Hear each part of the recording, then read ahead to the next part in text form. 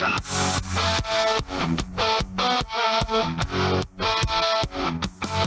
Qëna jugu në dheri, me të rëmjë e rësirë. Në për kodra. Jeni bo, ha?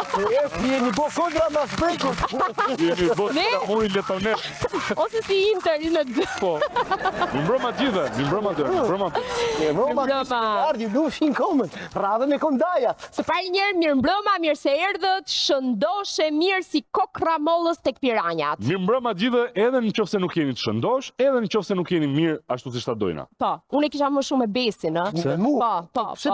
Unë si kokra mollë, unë si qyrë shërova, mu si qyrë merdi dhe zëri. Po ngele maj malit mor bes, para 2 ditësh besi ynë gjiti majën e velës dhe vetëm fare, vetëm isha. Me 2-3 tjerë, vetëm isha.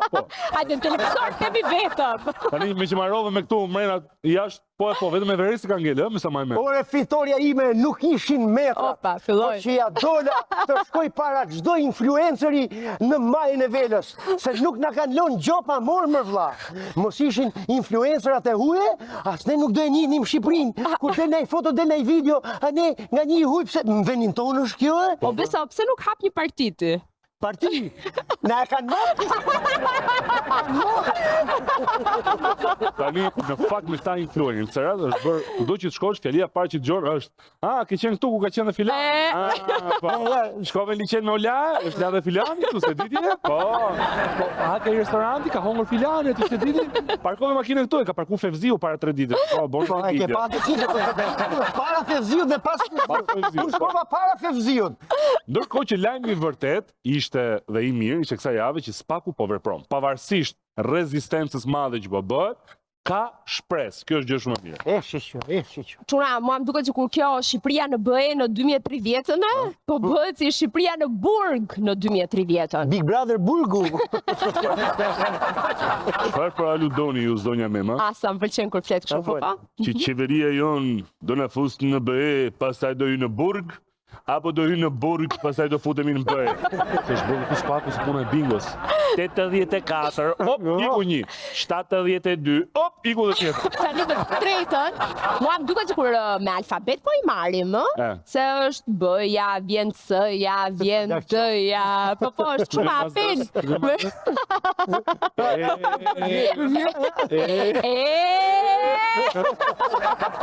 Po unë nuk si Zegjineja, more. Wow. C-ja, Sa di vjo. Shkoni ndroni emrin, për shumë nga Pesart bëhet Gjesart, ose nga Flori Gjlori, ose nga Dojna Gjojna. Gjojna. Ore, mirë që po i ikin gjithë dhe po i mojnë gjithë, po të patën nga kishë lonja 5 kokra jashtë, që me ndru na i fjalë me na njonin se i ndenim të folë me vete. Ke pra Zezhinen do flasësh me të më gjës drekdarka, ato do kesh, laj thaj. Tani kur thuti bes në alejnë në një jashtë, e ke jashtë shtetit apo jashtë burgut, Jashtë burgut e jashtë burgut. Po pra se po ka nisë arratisjet mas. Nuk e marrë veshe? Fluturime drejt panjohërës me bilet vetëm vajtje. 81, 74. Linja. Jo, tani, më vjen keq, të mos bëjmë kështu, sepse ka ngarkesë, duhet i kuptojmë njerëzit, ka vonesa, është trafik shumë i rënduar ajror, është trafik shumë i rënduar në New York. Jo, në New York, po, edhe toksor. Këtë në New York, në pak ta kishim pa i qikë, se shka trafik fare, aty ke në New York. Nuk është keq, nuk është keq. Aty më rri. Kjo është periudha më e keqe për një kompani ajrore ta nullë fluturime. Mirë po, operatori ynë kombëtar Air Albania, me sa duket ka... Edhe njerë të lutem? Air Albania. Me ikë për koncert me 31, shko me datë 7. Po, me sa duket ka prerë bilet vetëm vajtje, drejt viseve egzotike të panjohura me emrin Faliment. Që si erdi ti faliment?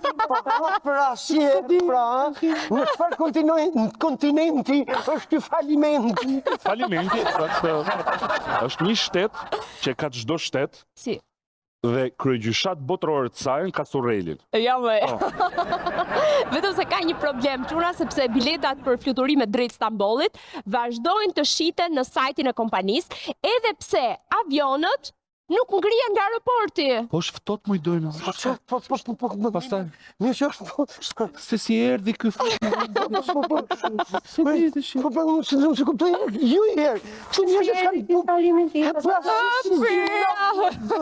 se si erdhi, avioni ishte në ajër, nuk mor vesh fare. O çuna, o goca, njerëzit s'kan buk me hongër, ju qani hallin e falimentit. fillon. Tash dy veta tu zonë njëri tjetrin i thash, tu njerëzit s'kan buk me hongër, ju hani dru. Po mirë, ma shpjego pak që ndër vjetra, mos them qindra viktima të këtij mashtrimi, shumica ka frikë të flasë. Ore, këtyre të vitë turbjerë, se këta kanë lek, ja merë kompania lekët, edhe kanë frikë me fol. Mastaj, kur të mos keni buk me hongër, mos zhesni ke mua më thonë, ne s'kena buk me hongër. Këtu ka drejt, ka fol shumë mirë, ke fol shumë mirë këtu. Me këta njerëz vazhdoni prisnin bileta, nuk kanë kohën, nuk u mushet kupa këtyre, nuk u derdhet kupa, vazhdoni. Prandaj piranja jon Lorena Resulaj na tregon shumë mirë se çfarë po ndodh me Air Albania.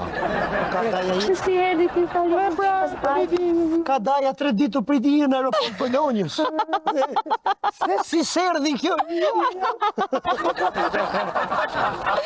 Ndjekim.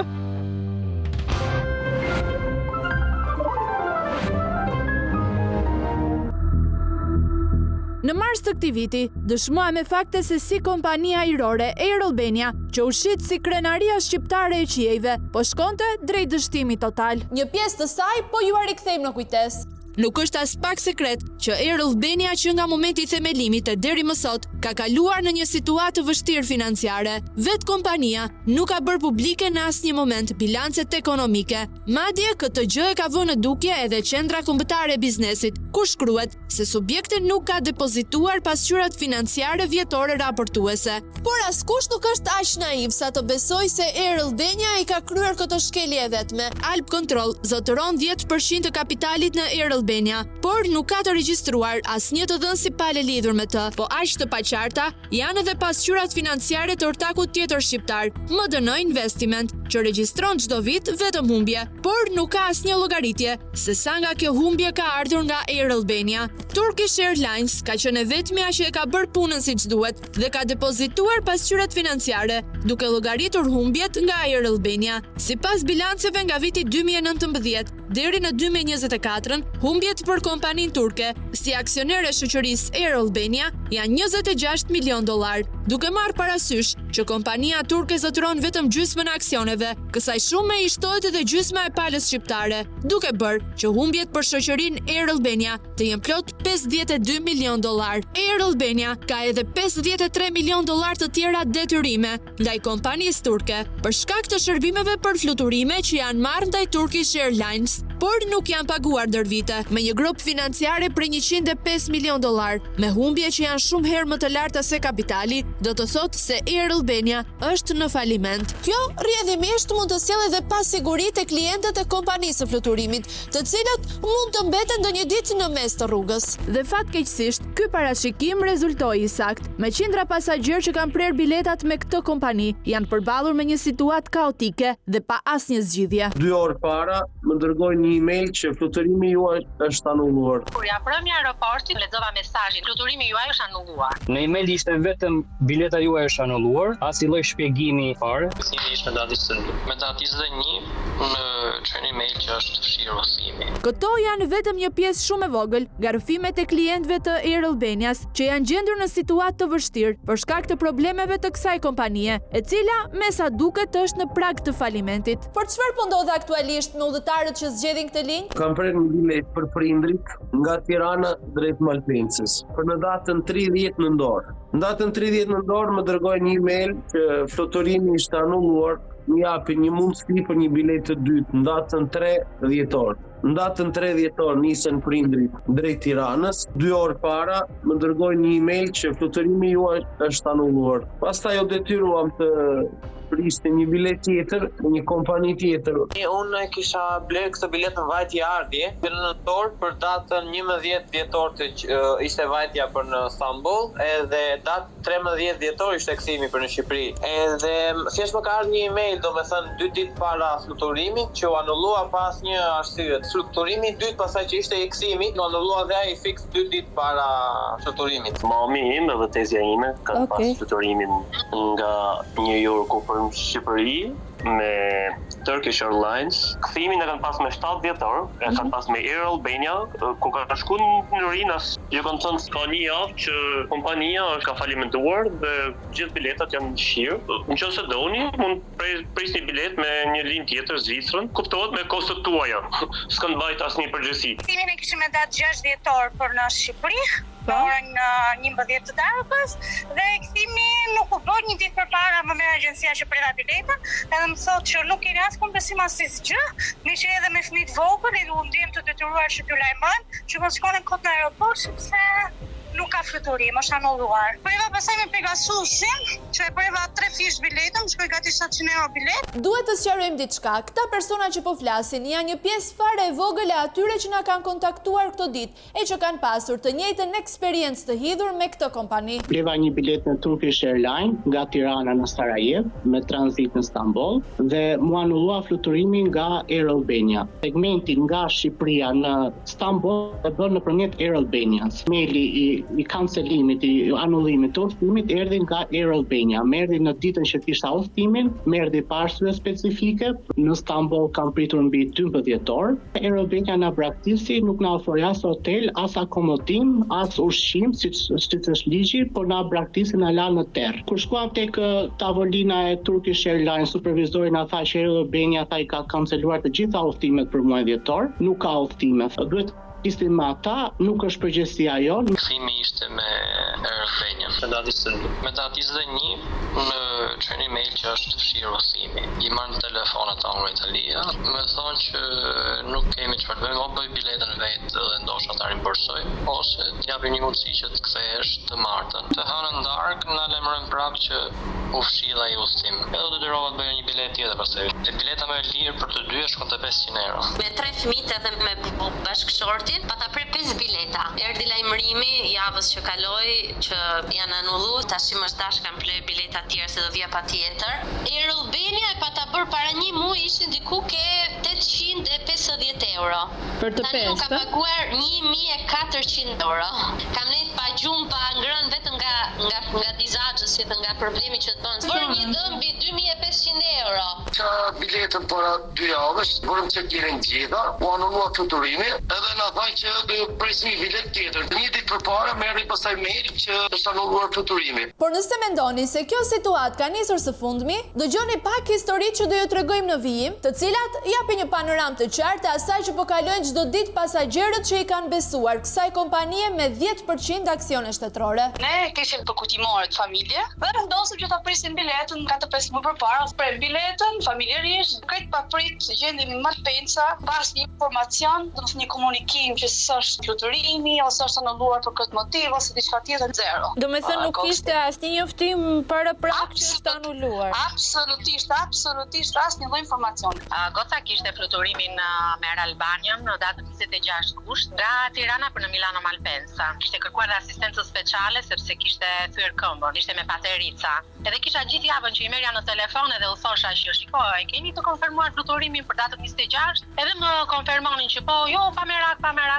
U nisëm në mëngjes me gocën kur ja prëmi aeroportit, lexova mesazhin që fluturimi juaj është anulluar. Ose madje vetë te biletaria i them asaj gocën e kam me paterica, i thashun, ku ta lën gocën tani në mes të aeroportit? Më jep një hotel, i thashun të gjitha, edhe më jepni një fluturim tjetër për të nesërmen. Unë nuk të ndihmoj dot, thash, ka asnjë lloj mundësie. Kam prerë bilet me kompaninë Air Albania. Duhet vija nga Shqipëria për Belgjik. Ishte në datë 7 shtator të vitit 2025. Ishte diku data 5 shtator. Pashëm kishte ardhur një email anullimi. Në email ishte vetëm bileta juaj është anulluar, as i lloj shpjegimi fare. jam detyru, kam pre një bilet tjetër diku ke 600 euro. Pas gjithë këtyre situatave që ju kanë shkaktuar jo pak stres e mërzitje, klientët janë përpjekur të kontaktojnë me Air Albanian, por pas një rezultat konkret. Unë kam telefonuar qendrën e tyre të klientit, të tha nuk dim të themi, nuk kemi informacione, tha vetëm bëj një ankesë. Ata as nuk më kanë kthyer konfirmimin që po ndjekin çështjen se kanë marrë emailin. E kërkova një email dhe i thash të më kontaktoni për rimbursimin. S'ka marrë asnjë përgjigje, kam telefonuar edhe disa hera të numrin që është i disponueshëm 24/7, fillon bie del sikur e hap njëri, domethënë e thjesht mbyllet në moment, nuk vazhdon telefonat. Ka 3 javë domethënë që kam dërguar email, asnjë përgjigje, telefonatave fare nuk përgjigjen. Kontaktova në telefon, edhe më thanë që të është anulluar. Kështu që do të bëhet refundet, domethënë që do të kthejnë lekët mbrapsht. Nga ai moment i kontaktova prapë, i kontaktoja edhe me email edhe shumë herë, por nuk merrja kurrë përgjigje. Megjithatë, në ndryshim nga të tjerët, ky pasagjer nuk është ndalur dhe ka kërkuar në çfarëdo lloj forme të kontaktojë me kompaninë dhe pas shumë përpjekjesh, ai ka qelluar personi i vetëm me fat, sepse ka marrë një përgjigje prej tyre, ku i thonë se duhet të plotësojë një formular për ankesën, e cila sipas Air Albanias do të trajtohet brenda 8 javësh. Me pak fjalë, pasagjeri duhet të presë 2 muaj për të marrë paratë e tij mbrapsht, edhe pse bëhet fjalë për një anulim për faj të kompanisë, por në të vërtetë afatet për shqyrtim nuk janë këto, sepse sipas autoritetit të aviacionit civil, pasi plotësohet formulari për anulimin e fluturimit, pasagjeri duhet të presë 3 javë për të marrë një përgjigje nga kompania, dhe nëse kjo nuk ndodh, atëherë duhet i drejtohet për ndërmjetësim këtij institucioni. Dhe meqense po flasim për autoritetin e aviacionit civil, nuk mund të lëm pa përmendur një fakt tepër të rëndësishëm. Që prej datës 3 dhjetor 2025, Autoriteti i Aviacionit Civil ka vendosur të pezullojë licencën e operimit të shoqërisë ajrore Air Albania, si pasojë e pezullimit të certifikatës së operatorit ajror. Kjo do të thotë se Air Albania si ndalohet kryerja e fluturimeve, pezullohet shitja e biletave dhe kompania duhet të plotësojë kushtet e vendosura nga autoriteti për heqjen e pezullimit të licencës. Por ndërkohë që Air Albania nuk duhet të shes biletat derisa të vendoset për heqjen e pezullimit, kjo shoqëri vazhdon të operojë në treg pa problemin më të vogël. Unë më duhet të bëj një udhëtim për në Stamboll për në datën 20 sepse kam shumë urgjente, domethënë tani 20 dhjetor. Por është ideja që kam dëgjuar lajmet që kanë dalë të ditët e fundit për pezullime dhe nuk jam shumë e sigurt, kam frikë se mos nuk bëhet fluturimi. Jemi në pritje të një rikonfirmimi 2 javë të fundit të dhjetorit. Por pavarësisht përgjigjes së operatores së shërbimit për klientin, nëse shikojmë në faqen online të kompanisë, ende sot e kësaj dite mund të blihen bileta drejt Stambollit, si për muajin dhjetor, e po ashtu edhe për muajt e tjerë në vazhdim. Me pak fjalë, biletat vazhdojnë shiten, por fluturimet nuk do të bëhen dhe për këtë kompania nuk jep asnjë njoftim zyrtar, as në faqen e webit e as në rrjetet sociale. Po për këto biletat për janarin? Për këtë pas nuk kam një informacion. Për momentin janë të konfirmuar në sistem, por nuk kam një informacion konkret. Sem nëse vazhdoj më tej dhe bëj zonë për janarin, nëse dua ta pres biletën, a mi merr ato parat apo nuk funksionon sistemi? Po, funksionon sistemi. Domethënë i merr parat. Po. Nëse ju se keni të sigurt si bëhet kjo gjë kështu. Këtë më pas nuk kam një informacion konkret. Deri në muajin dhjetor nuk janë të sigurta fluturimet. Po mirë, në rast unë presa të biletën për janarin dhe mua mi merr lekët sistemi dhe fluturimi nuk ndodh, a mi ktheni pastaj më vonë bëhet rimbursimi? Po, bëhet rimbursim total i biletës. Është e sigurt kjo gjë?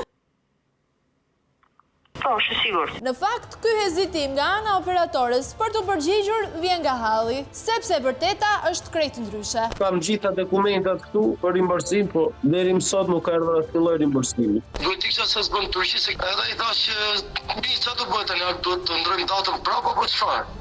Nuk e di, po të shkoni me një lekët mbrapsht. Vajta tek ajencia në Tiranë, ishte mbyllur, aeroja aty në Zar kanë ikur, nuk e di a do vinë as do vinë. Kemi marrë 2-3 herë, kemi çuar emaile 3-4 herë dhe përgjigjja është do t'ju rimbursojmë. Dhe nuk deri më sot nuk ka asnjë rimbursim. Absolutisht. U kam kërkuar atyre me emaile të gjitha faturat çfarë u kam nisur të tëra. I tash jepni lekët që më detyroheni shpërblimit të gjitha. Jo do të vi sot, jo do të vi nesër. Se deri më sot asnjë gjë nuk më ka ardhur. Por ndërkohë, kjo krizë financiare që po çon në faliment Air Albanian nuk ka prekur vetëm udhëtarët, por edhe punonjësit, të cilët kanë kontribuar për këtë kompani dhe sot po flaken në rrugë pa marrë atë çka u takon. Të gjithë janë atë situatë që kanë mbi 3 muaj paga se po marr, ishte dhe sigurimet që janë që në korrikut 2024.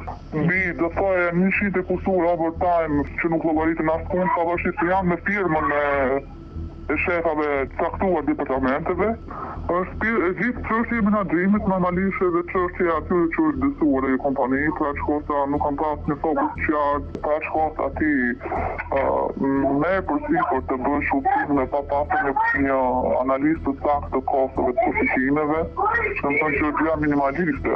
Po juve çfarë ju thon për çështjen e pagesave, kur do ju kalojnë, çfarë ka ndodhur, pse nuk paguheni? Asnjë shpjegim nga asnjëra palë, qoftë nga shareholders, qoftë nga CEO. Gënjeshtra me premtimin se gjëra do të ndryshojnë dhe pa siguri për të ardhmen. Kjo është fjalia që mund të përkufizojë situatën në të cilën ndodhen punonjësit e kësaj kompanie. Në qoftë për shembull bëhet pyetja se pse nuk ndiqni janë rrugë ligjore ose pse nuk protestoni, ku mund të protestosh, ku çdo gjë është shumë e faktuar nga ana ligjore dhe ku nuk po kemi një reagim nga instancat ligjore. Ju keni qenë vetë pranishëm kur e keni ndjek atë lloj gjëje, keni pas kolegët tonë, u kanë shfaqur atë problematikë dhe keni marrë përshëndetje nga gjithë anët që ju paketojnë në fusin bagazh. Punojësja e Air Albanias i referohet rastit kur kolegu e Don Kuqi u kërcënua nga njerëzit pranë Sinan Idrizit, që është njëri nga aksionerët kryesor të kompanisë. Zoti Idrizi, si jeni? E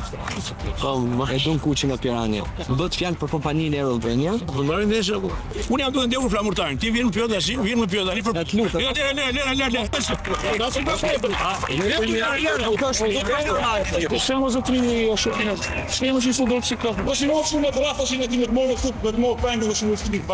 Kush jemi ne fundit që të kërkojmë? Ti i të postua që ke frikë ta kërkosh dhe të drejtën tënde? Absolutisht po. Ka shumë gjëra të faktuara, ka shumë gjëra të ditura që janë i ka shtetit të para. Dhe se është reaguar kur, konsiderosh që janë gjëra shumë të mëdha sa ne, dhe ne jemi shumë të vjeçur për t'ia dalë këtë lloj situate.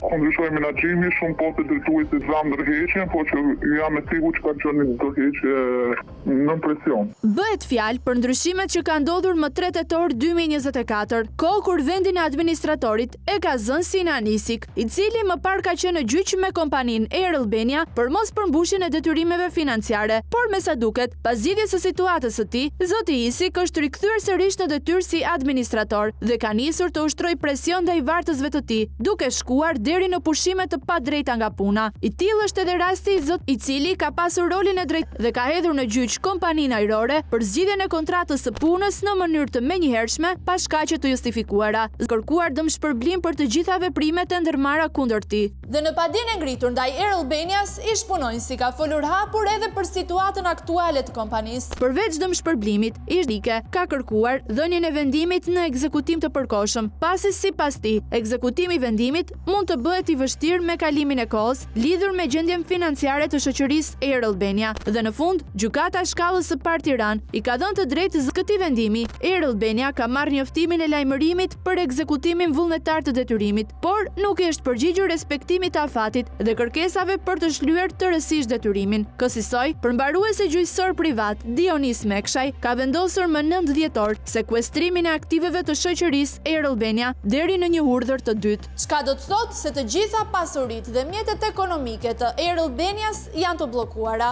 Po në zyrat e kompanisë, do të na pres dikush për të na dhënë sqarim për këtë kaos që ka përfshirë Air Albanian? Natyrisht që jo, sepse askush nuk ndodhet nëpër zyra, ndërkohë që prej datës 3 dhjetor Autoriteti i Aviacionit Civil ka pezulluar licencën e operimit të kësaj kompanie ajrore.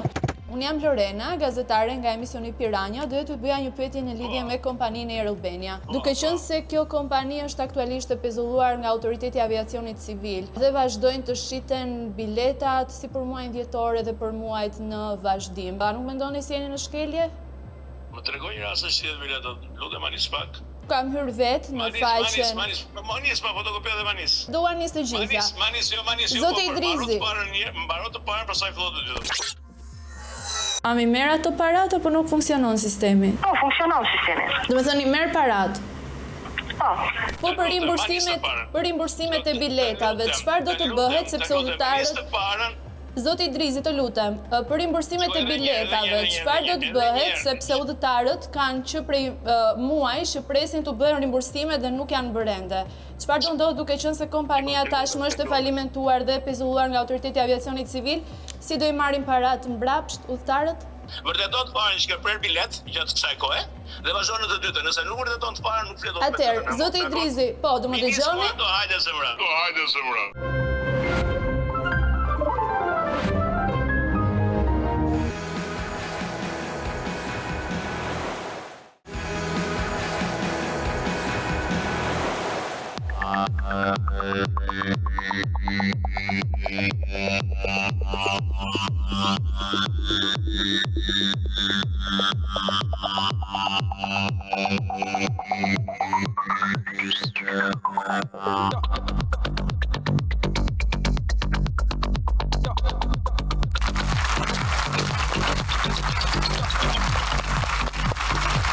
Se parashikova ka gjatë. Më kapi një kështu, më bëvi që kokra, më kujtua kur isha pa fëmijë që dëgjoja kështu muzikë deri natën vonë, nuk di çfarë të thëndon. Tani, je gati? Pse? Do më thuash dhe ti një gjë më të fortë se kaq? Tani, do të them diçka që do të bëjnë kokra deri majt kokës. Të mbahen. Do të them një fjalë. Vetëm një fjalë. Kavalishenca. Prit. Kavalishenca. U bëra si grirës e djathtë mos bërë lëkura. Dgjoj, kam mbetur në fjalor, duhet thënë Kavalishenca si një vend elitar ku kalohen pushime elitare përpara se të vinte kjo moda e spave dhe resorteve. Është e vërtet, me thënë të drejtën, ajo fjalë nuk kam mbetur kot. Sepse dikur Kavalishenca ishte një zonë privilegjuar, zona privilegjata. Ku të pyesin për shembull, ku i bëre pushimet ti dojna vjet? Unë Durrës. Durrës? Po ti? Ke Kavalishenca. Po si vjet ku do i bësh ti dojna? Te Kavalishenca. Po ti? Se si erdhi ky falim. Gjithsesi gjëja që mua më bën shumë përshtypje është që Kavalishenca ekziston. Po. Ekziston akoma. Tani, vetëm se nuk e di a mund t'i rri më fjalës Kavalishenca, a është më vërtet Kavalishenca apo është ndërruar në diçka tjetër. Tani, Kavalishenca dikurshme, por që deti Kaval, pra Kaval vazhdon. Po si që ka hypë kësa ndërtese një nur leshence, nuk di që të them. O shosh, po shpas keni qenë shosh. Këtu s'kena buk me hongër, ju merrni me kavali, vrima funit e kavalit. Kavalishenca? Është tjetër. O, bes, ka marrë fund, po të them që ka marrë fund, më. S'ka më Kavalishencë. Jo, nuk ka marrë fund. Si s'ka marrë fund? S'ka më Kavalishencë? Ka, më lejo ta shpjegoj. Po ku do t'i bëjmë pushimet me 17 jenere? Dgjoj, ke Kavalishenca, ka mbetur ende lokali. Po, që e ka Ministria e Brendshme, e cila organizon muzikë të brendshme dhe në menu ka kështu të mbrendshme. Po, pse nuk shkon bësh një live ti bes atje? Jo, shosh, se unë jam me Ministrinë e Jashtme, me Ylli Bakën, ne jena Amparos, Rodos, Kefalonia,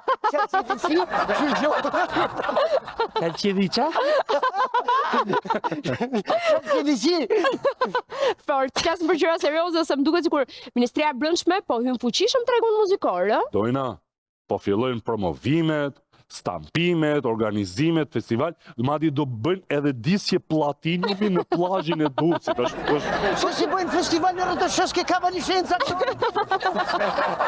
Do bëjnë bashkëpunime, kam përshtypjen dhe mes njëri tjetrit. Kollab. Jo, që ka mirë aty, valla. Shkoj me Ylli Bakën paktën. Është që ka më mirë se Ministria e Jashtme aty. Por ne na vdiqe me këto Ylli Bakën, o burr. Po çka kërë jam 50-50 me. Se çfarë po ndodh vërtet me Kavalishencën në Durrës, na e thot Mr. Red, zoti Edon Kuqi.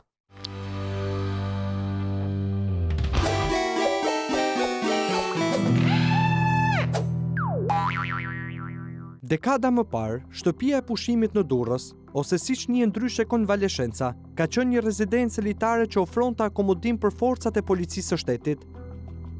E ndodhur në Bregdetin e Durrësit, në afërsi të Golemit, me një kompleks të përbërë nga godinat e hotelerisë, restoranti dhe çadrat, kjo strukturë shërbente për të trajtuar punojësit e policisë, me një formë shpërblimi për detyrën e vështirë që kishin në mbrojtje të qytetarëve. Themi shërbente, pasi sot konvaleshenca ka një histori degradimi dhe në vend të një strukture të trajtimit të punojësve të policisë, ka përfunduar në një agjenci që organizon na hengje të allavaje. Me një vendim të vitit 2006, qeveria vendosi që shtëpia e pushimit Durrës, në varësi të Ministrisë së Brendshme, të organizohet si një institucion buxhetor që lejohet të gjenerojë të ardhura nga aktiviteti i saj. Sipas vendimit, shërbimi kryesor duhet të dedikohet punojësve të policisë, kundrejt një tarife të orientuar në kosto, ndërsa lejon që disa shërbime mund t'i ofrohen edhe palëve të treta. E gjithë kjo me qëllimin për të siguruar të ardhura dhe për të kryer investime në ambientet akomoduese. Por nëse sheh raportet financiare të shtëpisë së pushimit, kupton se aty nuk është vendor prej vitesh. Kulmi ka arritur në vitin 2019, kur pas tërmetit të shtatorit dhe atij të nëntorit, godina thuajse u rrënua tërësisht, duke i kushtuar jetën dhe pedagogut të Akademisë së Sigurisë, Bajram Hajdarmataj, i cili ndodhej në ndërtesë gjatë goditjeve që shkaktoi tërmeti 26 nëntorit të atij viti. Ndërkohë sot, kur kanë kaluar 6 vjet nga tërmeti, asgjë nuk ka ndryshuar. Godina vazhdon të jetë rrënuar dhe në degradim të vazhdueshëm. Aktualisht aty janë funksionale vetëm 15 dhoma, ndërsa të ardhurat që siguroheshin nga shërbimi kanë rënë me 3.5 herë. Shtëpia e pushimit gjatë vitit 2024, për shkak të situatës së krijuar pas tërmetit 26 nëntor 2019, ka pasur kapacitetin e shfrytëzimit të dhomave 11.7%. Gjatë kësaj periudhe, klientela kryesore ka qenë klient e Ministrisë së Brendshme, pasi vetëm 15 dhoma kanë qenë eficiencë. Në vitin 2019, konvaleshenca gjeneronte 566.000 euro të ardhura në vit, ndërsa në vitin 2024 janë arkëtuar në total 160.000 euro. Ministria e Brendshme konsideron sukses rritjen e të ardhurave me vlerë 3.000 euro, por nuk merr asnjë përgjegjësi për degradimin e strukturës. Për vitin 2024, pavarësisht se u përdorën 11.7% e kapacitetit akomodues të shfrytëzimit, për shkak të dëmtimeve nga tërmeti, të ardhurat në raport me kapacitetin e shfrytëzimit krahasuar me vitin 2023 u rritën 102% më shumë. Gjatë periudhës 2024, të ardhurat krahasuar me 2023-shin u rritën me 383.81 lek më shumë, ose 102.3%. Por krahas degradimi strukturor, kjo shtëpi pushimi e punojësve të policisë ka pësuar edhe një degradim institucional. Duke kthyer nga një ambient me fokus trajtimin e punojësve të policisë në një mejhane me muzikë live. Është data 2 gusht 2024 dhe në faqen e shtëpisë së pushimit në Instagram, konvaleshenca Ministria e Brendshme reklamohet muzikë live në orën 13 të drekës në ambientet e bar pista. Dhe jo muzikë do si do, por ahengi vërtet. Për të gjithë pushuesit që teksa Pinjo Kriko, shijojnë edhe live-in. Eventet të tilla nuk kanë munguar në asnjë sezon vere. Ky është një poster i vitit 2022. Ky tjetri i vitit 2023. Ndërsa paketa që ofron shtëpia e pushimit gjejnë vend të reklamohen edhe në faqen e Ministrisë së Brendshme, siç është ajo e fundjavës pranverore, ku përfshihet ushqimi, fjetja dhe parkimi. Pyetja që lind në këtë pikë është se ku shtëpia e pushimit gjeneron shumë pak të ardhura nga shitjet dhe një pjesë e parave me të cilat financohet aktiviteti i saj shkon nga buxheti i shtetit. A duhet që paratë e taksapaguesve të shkojnë për festa dhe muzikë live? Tani të vim tek një pjesë mjaft interesante. Tenderat. Sepse këtu shtëpia e pushimit nuk të fal. Në procedurën e hapur në 13 maj të këtij viti, kërkohet blerja e artikujve ushqimor, peshk për vlerën 40.000 euro. Brenda dokumentave të tenderit, rezulton se në total kërkohet të blihet sasi peshku e cilësisë së 2 dhe të 3, për një total prej 3.822 kg. Kjo sasi do të përdorur nga konvaleshenca për 2 sezone verore. Ndërkohë pyetja që shtrohet është se sa kushton 1 kilogram peshk në një tender kaq të fryrë. Ju a themi ne, plot 10.000 lekë të vjetra, kur në dyqanet ushqimore të Pakicës dhe jo Shumicës, e theksojmë jo Shumicës, siç po i blen agjencia që fitoi tenderin, 1 kilogram nuk kushton më shumë se 8.000 lekë. Gara është fituar nga 2 operatorët, MC Catering dhe 4S, të cilët kanë dhënë një ofertë sa 98% e fondit limit. Por ky nuk është i vetmi tender i çuditshëm. Alla konvaleshenca. Në buletinin e datës 10 tetor 2022, shtëpia e pushimit Durrës hap tenderin për blerjen e shezoneve të plazhit me fond limit 19.500 euro. Pra në fund të sezonit veror. A mund ta kuptoj dikush se çfarë emergjence kanë pasur drejtuesit që me anë të kësaj procedure i lanë vetëm 3 ditë kohë operatorëve ekonomik për të marrë pjesë në garë, duke shkelur me të dyja këmbët ligjin e prokurimit publik. Mjafton të shihen dokumentat për të parë se sa me nxitim është bërë ky tender. Në buletin, procedura është njoftuar më datë 10 tetor dhe afati për dorëzimin e ofertave është 13 tetori, ndërkohë afati për dorëzimin e mallit është vetëm 20 ditë, çka kufizon pjesëmarrjen e operatorëve në garë. Kjo çon në dyshime serioze se tenderi ka qenë favorizues, por të mos thëni paracaktuar. Por kjo rrugë e hapjes së tenderave të vegjël për me çmime të fryra, duket se ka qenë traditë ndër vite. Në vitin 2018, shtëpia e pushimit Durrës kërkon të blejë artikuj ushqimor me vlerë 137.000 euro. Për furnizimin me peshk shpenzohen 13.000 euro, 32.000 euro për bulmet, 7.000 euro për bukë dhe 14.000 euro për fruta dhe perime. Të gjitha këto shpenzime për një shtëpi pushimi, e cila bashkë me hotelin, restorantin, muzikën live dhe shitjen e sezonit të plazhit, vitin e shkuar nuk ka arritur të gjenerojë më shumë se 160.000 euro. Dhe këtu nuk po përfshim kostot e personelit, dhe pse ajo që reklamon në faqen e saj për personel konvaleshenca ka robotët. Teknologjia, me një robot që edhe të mund do të ne kishte zili. Sidoqoftë, kjo robotit është e keqja më e vogël në këtë institucion të izoluar mes pisha, i cili prej kohësh është kthyer në burim tenderash të fryrë dhe qendër e rëndësishme rajonale Tallavas.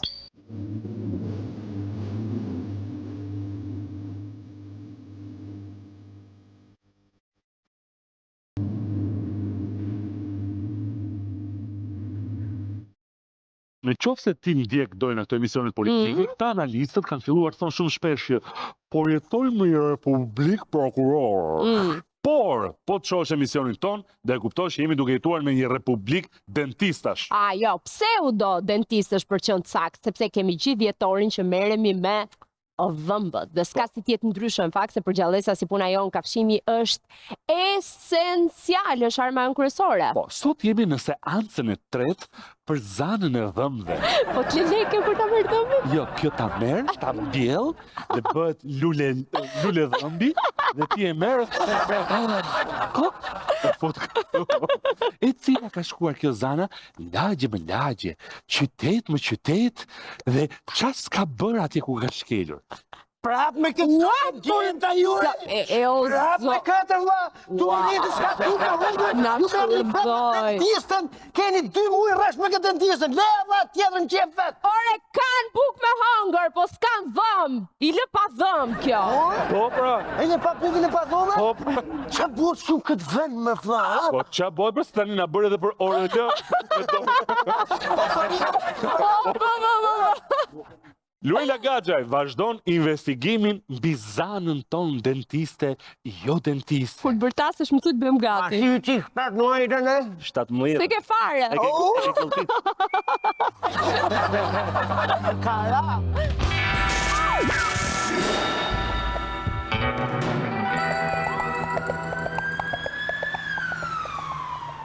Në mars, domethënë të këtij viti, kam bërë një vizitë tek halla dhe rastësisht domethënë e kam njohur aty, duke me ditur domethënë që kjo kishte shumë hyrje dale familjare me anën time. Unë i besova që në herën e parë, nuk e di, as vetë nuk e di si i besova. Lori, një zonjë 38 vjeçare me banim në Greqi, është viktima e radhës së dentistës abuzive Genta Elezi, e cila për 2 javë me radhë është bërë personazh i temave tona. Pasi e takuam, kuptuam që zonja Genta përveç klinikës nuk dispononte asnjë dokument për të ushtruar profesionin, që nga regjistrimi në urdhrin e stomatologut ushtronte aktivitetin pa leje të ushtrimit profesional. Gjithashtu konstatuan mungesë e akt miratimit higjieno-sanitar, mungesë e librezës shëndetësore dhe raportit mjeko-ligjor, mungesë e raportit të analizës së ujit, certifikatës së dezinfektimit dhe kontratës për menaxhimin e mbetjeve spitalore dhe për më tepër kryente evazion fiskal pa u trembur as pak nga institucionet. Tu fatura lexon 12.000 lekë vjetra. 12.000 lekë vjetra keni deklaruar. Jo, është 12.000 lekë të vjetra. Tani, jemi okay? Jo, 15.000 lekë të vjetra. Jo, është kjo. 15.000 lekë të vjetra. Ajo ishte bërë një gabim aparat transparent. Po, pra kjo është aparati. Ajo ishte bërë një gabim, pa dashje ka bërë goca një gabim në shtypje. Në shtypje po u riparuan të tërë faturat. Me njërë pas denoncimit ton, një numër i madh personash, viktima të pseudomjekës, na kontaktuan për të denoncuar pa aftësinë dhe metodat abuzive të saj. Impjanti më kishte hipur në sinus, edhe më kisha dhimbje koke, kisha qelbë në gojë, tërkohën. Unë nuenta, dhe kisha një dhimbje të papar, një shtërngim koke. Goja ime ishte gjakosur, e irrituar, me infeksione. Tani le të flasim për rastin e radhës që një lloj si të tjerët ka posuar një dëm fizik të pariparueshëm nga paaftësia e kësaj zonje. Gruaja imigrante, pasi ndodhe me pushime në Shqipëri, ka vendosur të bëjë një pastrim rutin të dhëmbëve. Por aty është përballur me një situatë të papritur. Impakti i parë që më ka hap gojën, domethënë thot mua që më thot mua, nuk të bëj dot pastrim dëmbësh, se ty më thot mua po të bien të gjitha dhëmbët. Vërtet I thash unë po tha. I them unë po pse? Nuk e di, më thot mua ke dobësim të kockës, më thot mua duhet urgjentisht I bësh veshje. Një refren I njohur dhe I përsëritur pothuajse tek çdo pacient I kësaj zonje, e cila kudo sheh kocka të dërmuara. Më bëj thjesht një pastrim, I thash unë të bursat dhe nuk ma bëri vuri një si tip pastë, domethënë si tip zbardhuesi, se më thot më po të bëj pastrim bursar dhëmbët të bien. E thënë nga një mjeke që dhëmbët do të bien, nuk është dhe aq entuziazmuese, përkundrazi. Shkojnë në shtëpi unë me thënë drejtën e traumatizuar, tash unë ç'është do mbien dhëmbës, se unë dhëmbët e mi kisha në super gjendje të bardhë, të bukur. Domethënë nuk kisha dhe u trëmba sinqerisht. Ta them tha me sinqeritet, sepse doktorët e tjerë më kanë leverdi që të ta thonë sepse më tha mu presin që të bien dhëmbët që kostoja të shkoj më lart. Një argument I padëgjuar ndonjëherë që e ka terrorizuar zonjën, e cila në vizitën e radhës ka marrë një tjetër goditje nga kjo grua që vetë deklarohej mjeke. 20 cop. Më thot mu mirë lart, po ti I ke akoma më keq poshtë, po të tunden, që normalisht unë s'kuptoja asgjë që të më tundesh një dhëmbët.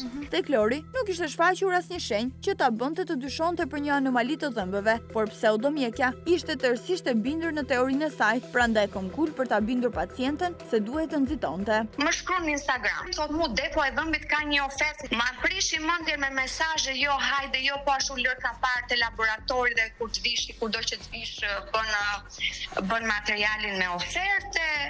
Domethënë për momentin I besova të them të drejtën. Pas këtij insistimi, as pak normal, pacientja dorëzohet, duke pranuar që të bëjë me urgjencë ndërhyrjen që do ta shpëtonte nga kjo anomali e padëgjuar e gojës. Për një gjysmë ore më ka bërë 12 gjilpëra dhe për gjysmë ore mi ka hedhur të gjitha dhëmbët në tokë. Një ndërhyrje duke djegur çdo etapë që ka shkaktuar jo pa komplikacione tek 38 vjeçaria. Më çu rrafjet e zemrës dhe nuk po përmbahesha dot. Jo shqetësime, po isha gati të bija murit me kokë nga dhimbje, sepse ajo dhëmbët ishin me nerv, mishat ishin pej mase të acaruara. Dhe unë I thoja çfarë bëj gargar me ujë me krem ose me betadin mishrat. Mos duhet të bëj një grafi tash unë për të parë gjendjen e gojës, unë jam shumë keq. Thot mu po do ta bëj mo zemër. Pavarësisht që nga dentistja abuzive ishte premtuar një punë shpejt e në pak ditë befas ajo nuk bëhet më e gjallë, duke ngritur dyshimet e para tek pacientja e saj. Thot mu për 2 ditë do vendosim dhëmbët, as mjekim, do shkojmë te laboratori të zgjedhim dhëmbët, marrësh mjekim I gjë asgjë. As grafi, pres të nesme, të pas nesme, aty se mami, jo ma I thash, unë nuk e di, po unë po më duket si mashtruese kjo I thash. Dhe kuptohet, një pjesë e parave, një lloj si rastet e tjera të pacientëve të mashtruar, duhej të jepeshin pa nisur puna. Sa para I vej herën e parë? I dash 1.000 euro, sepse më kërkoj 3.000 euro. Parat ishin paguar, ndaj e njoftuar nga mjekja. 4 ditë më vonë, pacientja paraqitet në klinikë për vendosjen e dhëmbëve të rinj. Dhimbjet pa para, domethënë bëj gjykpër e vë dhëmbët. Dhëmbët asimati për gjysmë ore mi ka hequr për gjysmë ore, domethënë dhe ato të tjerat mi vuri. Unë ka dhënë pasqyrë që kam parë veten për me ato dhëmbë se gjëja I kërkova e maksin, dhe më kishte vënë përfundimisht porcelan. Po të mos I duken, I thash me thënë të drejtën, I thash nuk po më pëlqejnë fare, mu po më duken, I thash sikur më ke vënë marsjella në gojë. Kjo ankesë 38 vjeçares nuk e zuri të papërgatitur dentiste Genten, e cila I premtoi që gjithçka do të rregullohej. Por ndërkohë gjendja e pacientes sa vinte e rëndohej më shumë. Dhimbje, po fillova dënjtesha, gjakosje, mishrat.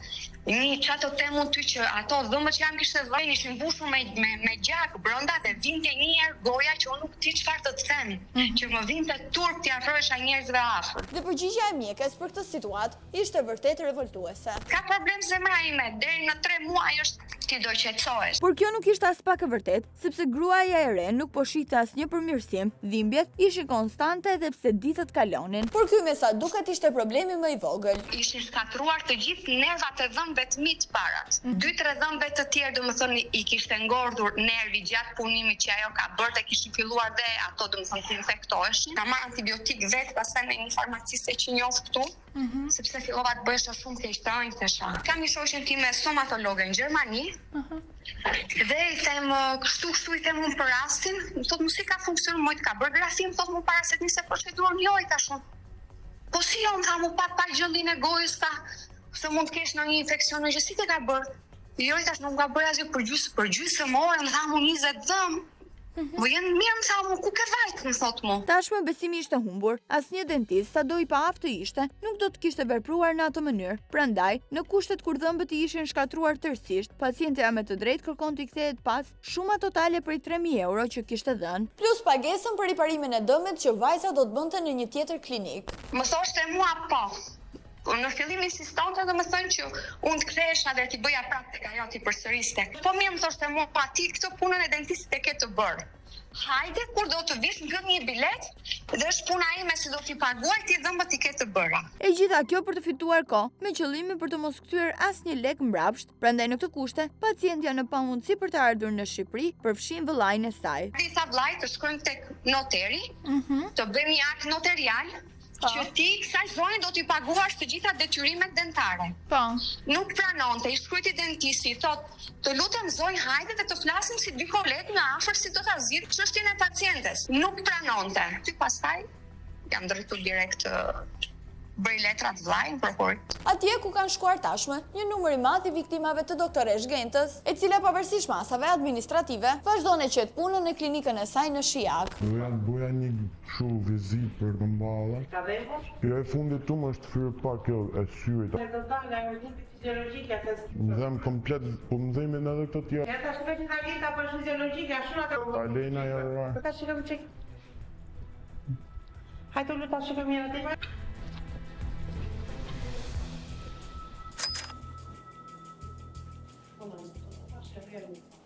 Pengen të mirë mëgjes. Pas gjithë gjës vazhdoni. Nuk po vazhdoj. Nuk po vazhdoni punën, po gënjejmë sërisht. Si ka mundësi, a i pat dëshmit e pacientëve që keni bërë? Tërë ato që keni trilluar juve keni... Qëfar kemi trilluar ne? Qëfar kemi trilluar? A i pat dëshmit e pacientëve tuaj? Diljash, A është normale të punoni, a keni ndërgjegje për ato që i shkaktoni pacientëve? Ishte shoja del që ju keni mangësi në dokumentacion.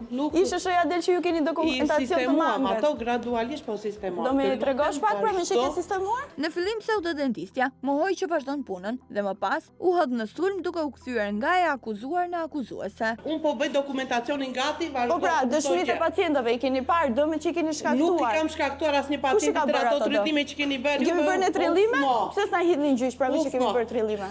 Do vazhdoj dhe ajo procedurë, mos kimera, edhe ajo procedurë do vazhdoj. Me që dëshmitë e pacientëve i dëgjuat i pat. Ato janë sajesa u... Pse duhet sajoj një pacient? Pse duhet sajoj një pacient? Sajesa, sepse... Të Ju lutem merrni para këte, jep një andej për çfarë arsye? Të lutem ti për çfarë punon? Unë për çfarë punoj? Unë për ne për drejtën e qytetarit. Nuk e di çfarë drejtë jeni juve. Befas biseda me zonjën Genta bëhet më dinamike, me tone të ngritura dhe tërheqje për të na nxjerrë jashtë klinikës së saj abuzive. Ju mbani përgjegjësi për veprimet tuaja. Unë mbaj përgjegjësi. Çfarë përgjegjësi? Unë prekni me dorë. Të lutem vazhdo se s'ke të drejtë në biznes privat i tyre. Të lutem vazhdo. Po ju keni drejt të bëni pacientët i katadisni në atë formë. Klinikën jam me licencë me të gjitha të hapur vazhdo. Dëmet që i shkaktoni pacientëve? Vazhdo, nuk u ka. Dëmet? Të lutem vazhdo, nuk t'jap informacion fare. A i pat zonjët Vasilika që kishte shkuar implantin në sinus? Vazhdo. Hajde, vazhdo. Vasilika ka vende ku ta gjej, vazhdo. Ka vende ku ta gjej. Ju nuk bani përgjithësi. Po tjetër e Alef ka vende ku ta gjej, kishte vende ku ta gjej, vazhdo. Ju nuk bani përgjithësi fare. Nuk e njoh fare kush është kjo Vasilika, po them vazhdo. Nuk e njoh fare, ka njerëz bukshkelur, vazhdo. Vazhdo se Vasilika nuk ka paguar asnjë cent, po vazhdo. Në fillim nuk e njihte fare dhe më pas e shpalli bukshkelur që nuk ka paguar asnjë cent. Vazhdo dhe mos jep më gojë, ec. Se nuk jap informacion fare absolutisht, ec. Dini që është më e ndershme të dilni të shisni rroba, fruta perime se sa të merrni në qafjet njerëzish. Po bëhet jate. Shko bëhet. Unë nuk marr në qafjet njerëzish, as nuk një njerëz, as nuk Me i mashtroj, Mashtroj shumë bukur me letë lishin, me kam aktivitetin, me lishes, me deklarime, me të tëra. Mos them që isha bërë deklarime më shumë. Deklarime si atë ditë. Ati ishte bërë një gabim fature dhe u kapët, zoni vazhdo. Sa gabime fature, 1-0, 2-0 apo 3-0? Jo, mëse deklarime janë 80.000 euro deklarimet e puna ime. Jo që janë vetën mjeke? Mjeke jam. Mjeke jam. Jam diplomuar mjeke, për sa ma kam firmosur një dekane, një rektor në gjithë. Shumë turp që merrni në qafë. Shumë turp që merrni në qafë njerëzit. Shumë turp që merrni në qafë njerëzit, shumë turp. Sidoqoftë, pas gjithë asaj zhurme dhe masave të institucioneve, a duhet mbyllur kjo klinikë abuzive? Këtë më mirë sa askush na e sqaron Inspektorati Shtetëror Shëndetësor i Durrësit, e cila para një jave konstatoi shkelje të njëpasnjëshme të kësaj zonje. Me sa mbaj mendon dënëncimin me erdhin nga ekonomi. Dhe në të kohë ngritëm grupin e punës, për evidentimin e problematikës që kishin ata. Për një moment menduam se ky reagim ishte për të na shmangur, por pas pak çastesh mësojmë të vërtetën. Se në momentin që neve vejmë shërita, shërita nuk ka pasur. Shërita në subjekt nuk ka pasur. Ne kemi bërë gjërime për gjatë ditëve të tjera. Janë me fota me se s'ka shanse, si ishte krimi ekonomik aty, se s'mund të ndodhen të gjë. To shërita nuk janë. Tani në këto momente? Në këto momente nuk janë. Okej, do ikim gjithë bashkë. Pra gjithçka e qartë, pseudomjekja ka shkelur edhe një herë ligjin, duke kundërshtuar një tjetër mas të institucioneve, të cilat me sa duket e kishin fjetur mendjen se aktiviteti i saj është i bllokuar. Ndaj të gjithë së bashku nisemi edhe një herë drejt Shijakut.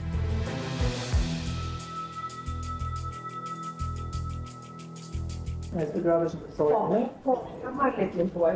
Zojnë, falë, dojnë procedurë, dhe këto një kote solit aktivitetit. Mos preke shenjave dalluese të subjektit. Ose shenjave dalluese? Nuk e pas dokument që të preke shenja dalluese dhe ty është brenda mjetëve të subjektit. Për dokumentat gati me ekonomikës me të gjitha të bërë. Nuk mund bëj asnjë lloj veprimi pa cilë dokumentat të netë, pa thonë e lejen që ti të preke shenja dalluese dhe të vazhdosh ushtrimin e aktivitetit. Kështu që je komplet e palishme në këtë moment. Me sa kuptojmë, kjo zonjë nuk e ka as pak idenë se çfarë do të thotë të heqë shiritat nga një subjekt i bllokuar. Prandaj për këtë veprim, inspektorët e dënojnë me një tjetër gjobë. Në momentin që te ne nuk e sjell asnjë dokument, edhe ke prekur shenja dalluese, në këtë moment do merret mas për prekjet shenjave dalluese që kemi vendosur ndaj subjektit. Edhe nga ky moment do bllokohet prapë sërish subjekti nga fillimi, edhe do dilë. Duhet i kishte sjellur para se sa të prekë shenja dalluese.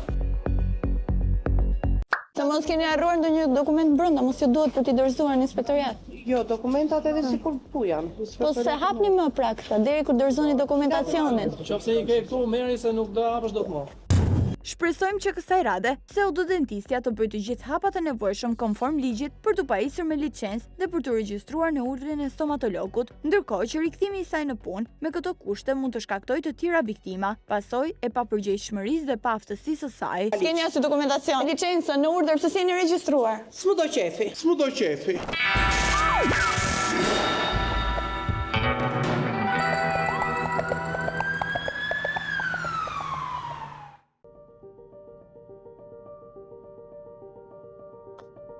Ndonjëherë kam përshtypjen se shumë prej nesh kujtojnë se dorojnë 700 vjetë. Shoh njerëz që vrapojnë të marrin, glumbullojnë, vjedhin e abuzojnë, ndërtojnë pasuri mbi pasuri, por nuk pasurojnë jetën e tyre dhe të askujt tjetër. Ndoshta mendojnë se paraja do t'i bëj të pavdekshëm. Kemi një shprehje ne që asgjë nuk marrim me vete, në fund të gjithë 2 metra vend zemë. Por pse më duket se askush nuk e ka dëgjuar.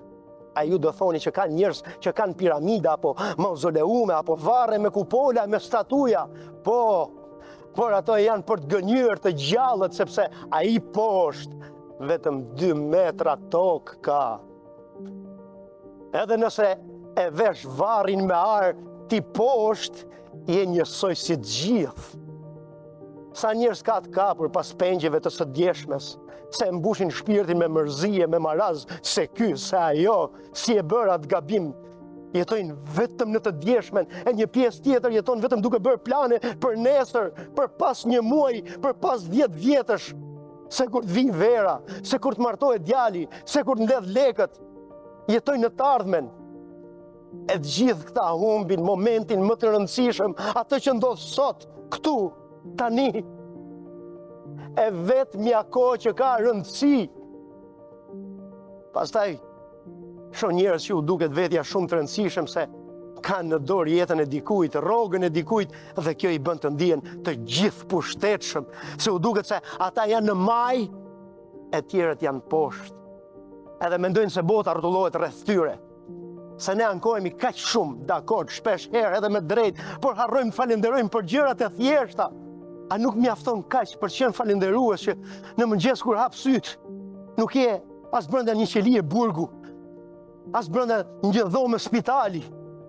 Por jo, ne jemi shumë të zënë duke u ankuar për trafikun, për qeverinë, për motin. E harrojmë se ky falënderim nis këtu. Se nëse ke një baba që të merr në telefon, ti je i bekuar. Nëse ke një nën, një mama që të merr në telefon, je i bekuar. E nëse ke vëllezër e motra që të shkruajnë budalliqe në telefon, prap je i bekuar. Nëse ke shok apo miq që të marrin dhe të pyesin si je. Nëse ke dikë që lutet për ty, je i bekuar. Nëse ke dikë që të thotë më bëj telefon kur të arrish në shtëpi.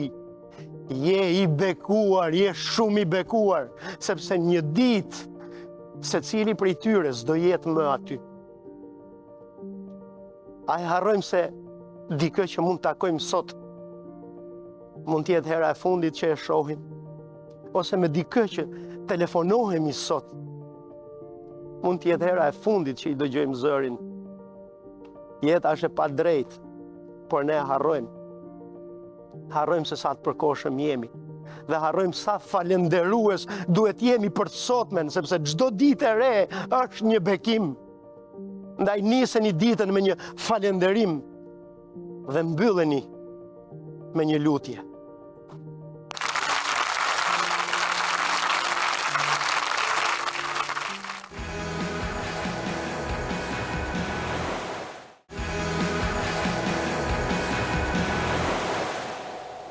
Javën e kaluar rrëfyem historinë e zhdukjes tragjike të një babai dhe dergjen e trupit të tij për javë të tëra në spital e më pas në morg, i pa identifikuar. Një frazë na mbeti në mendje, që tregon më së miri nivelin e neglizhencës. Shefi i komisariatit që thonte nuk më kishte shkuar mendja. Pra detyra institucionale na qenë ka çështje frymëzimi, o të vjen si ide dhe si frymëzim, ose të vjen fare. S'ke që bën. E ndërkohë që zoti Leshi priste muzën për të bërë punën e tij, familjarët sorollateshin lart e poshtë të dëshpëruar për fatin e njeriu të tyre të zemrës.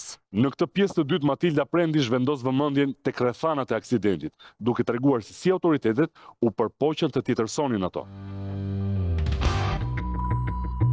Arben Byku ishte një peshkatar 55 vjeçar, historinë tragjike të së cilit e treguam një javë më parë. Ai u aksidentua dhe u dërgua në spitalin e traumës, ku qëndroi për gati 3 javë, pa patur pranë asnjërin nga të afërmit, që vazhdonin ta kërkonin si person të humbur.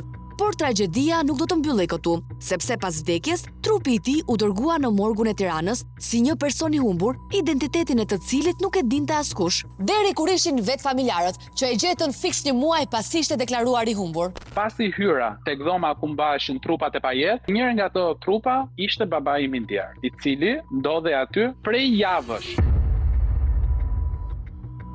Mbrëmjen e 28 qershorit, babai im nuk kthehet më në shtëpi.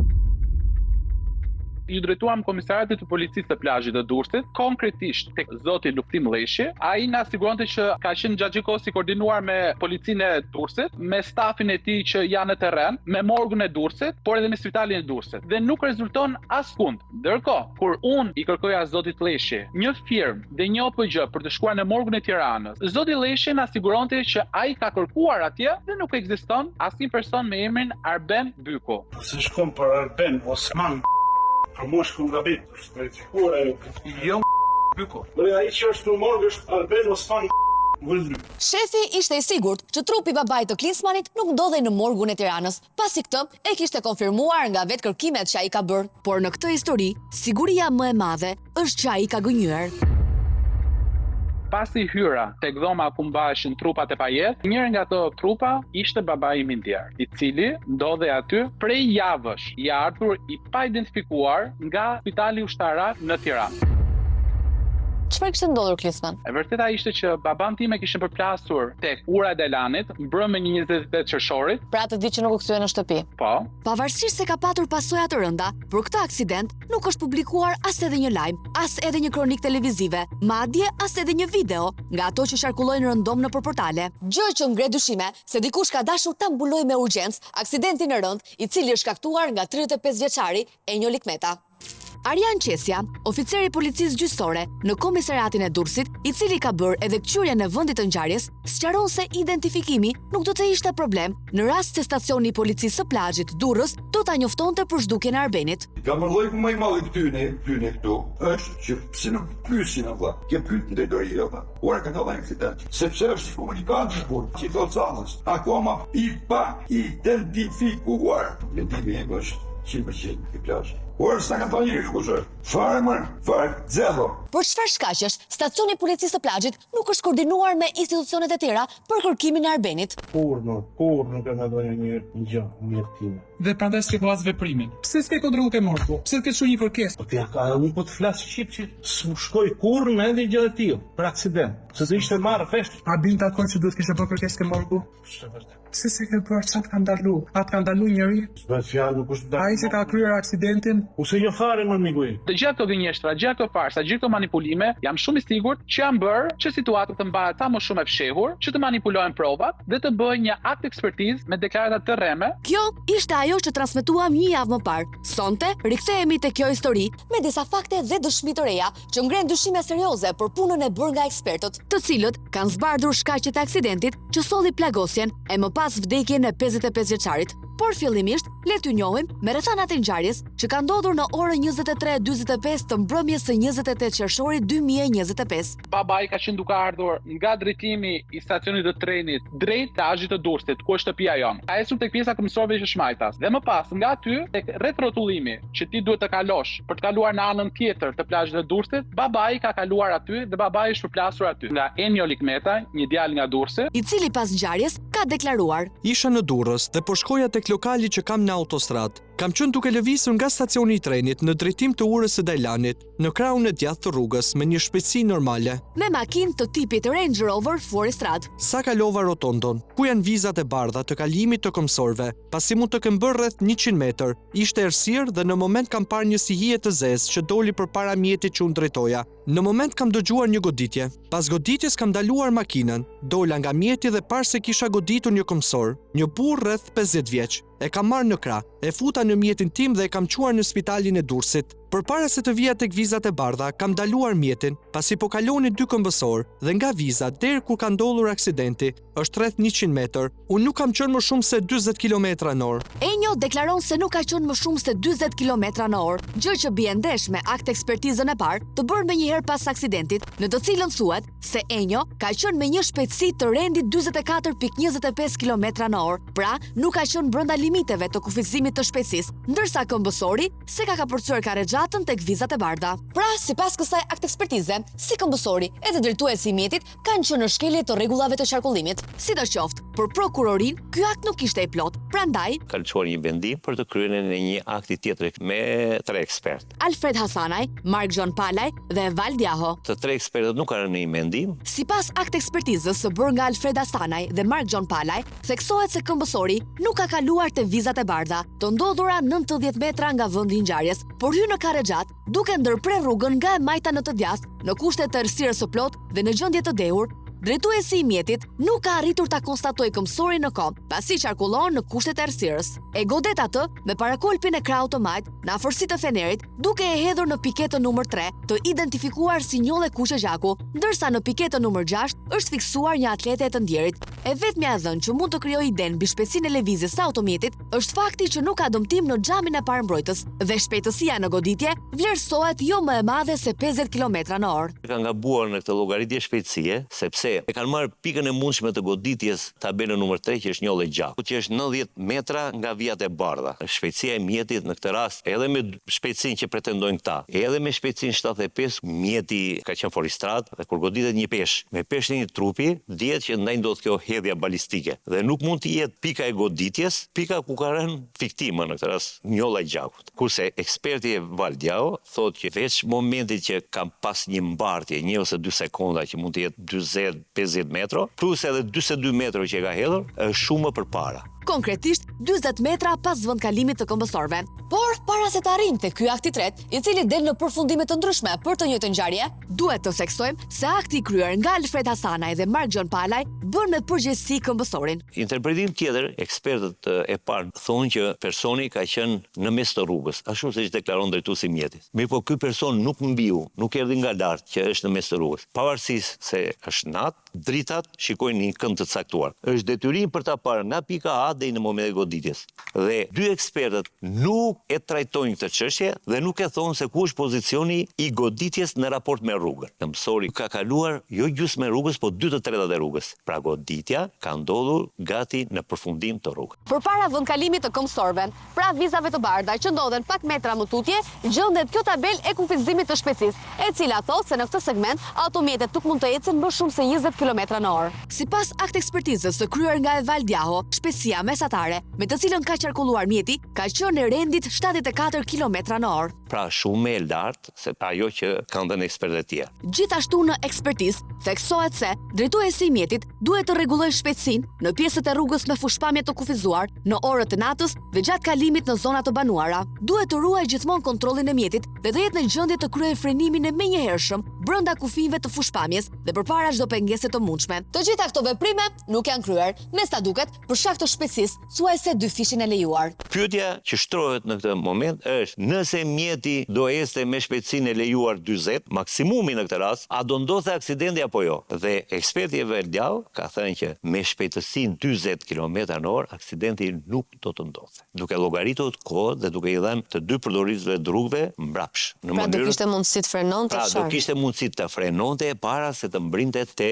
viktima. Dhe ka thënë me 53 dhe poshtë aksidenti nuk do ndodhte, vetëm me 53 km dhe lart aksidenti do të ndodhte. Pra, inxhinieri Eval Diaho tregohet i qartë në akt ekspertimin e tij, duke e konsideruar aksidentin si shkak të tejkalimit të normave të lejuara të shpejtësisë dhe në ndryshim nga kolegët e tij, i ka dhënë rëndësinë e duhur këtij fakti. Të gjithë ekspertët bëjnë deklarata betimi dhe kur dalin diametralisht të kundërt, por nuk mundet që njëri ta nxjerrë shpejtësinë 30 dhe njëri ta nxjerrë 75-80, sepse kjo dikush gënjen këtu, duhet mbaj përgjegjësi. Prokuroria i ka të gjitha të dhënat. Çështja është në hetim, presim një vendimarrje në organin e akuzës që mund ta çojë çështjen në gjyq për pushim ose për procedim të drejtuesit mjetit. Ky është diskutimi ligjor i ngjarjes, që tashmë është në dyert e prokurorisë. Por ka edhe një diskutim moral në këtë histori, i cili ka të bëjë me raporte njerëzore, që në raste fatkeqësisht të tilla ose afrojnë ose largojnë përfundimisht palët e përfshira.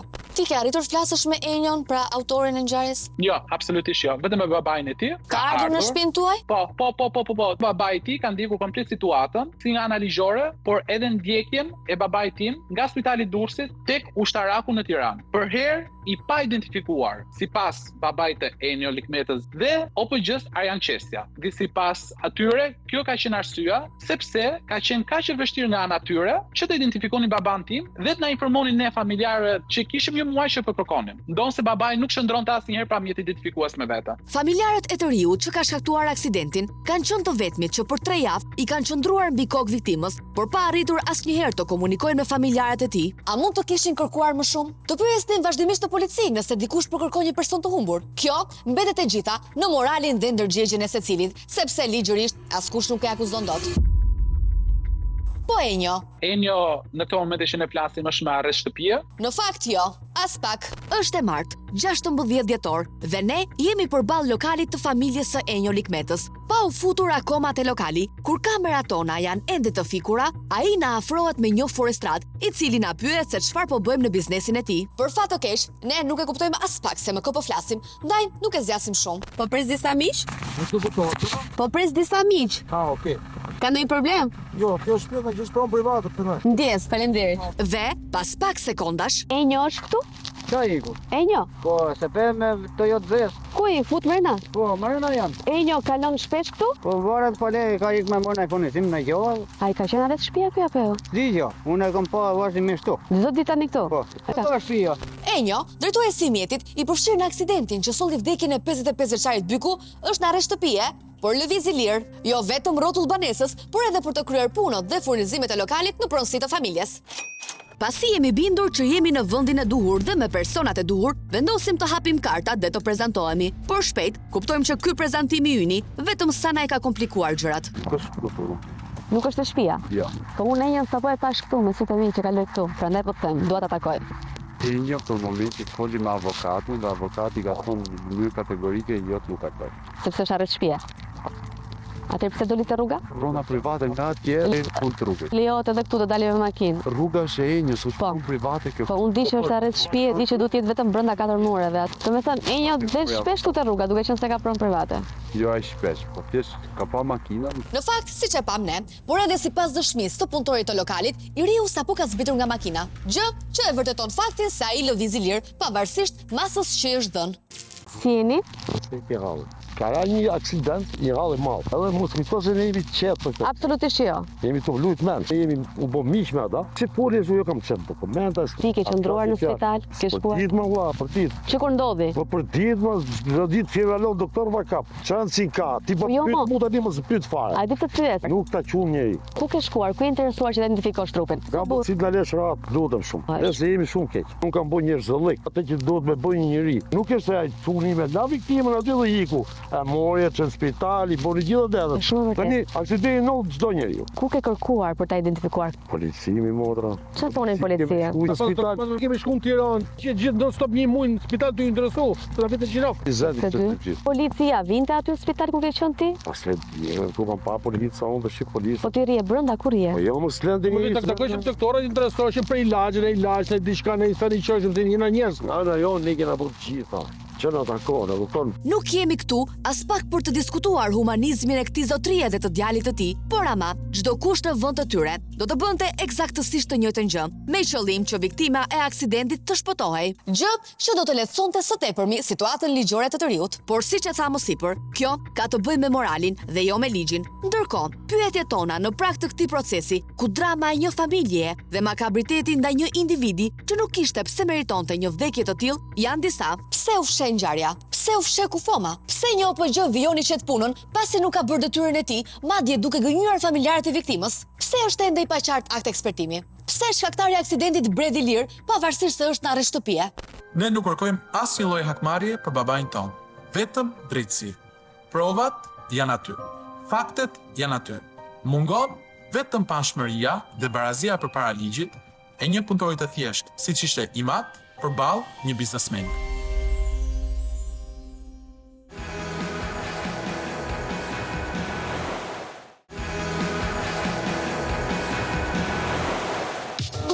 Hold on, let me save myself.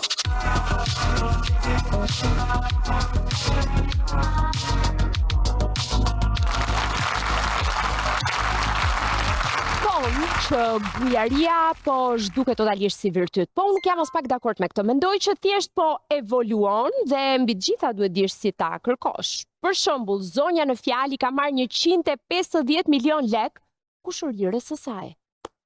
Në fakt unë mendoj që në Shqipëri ka më shumë njerëz që quhen bujar, sesa njerëz janë vërtet bujar. Si rasti në fjalë, mori 150 milion. Pastaj se si erdhi ky falimentim? Sorry, 150 milion, bësh kështu si kote? Kushërine?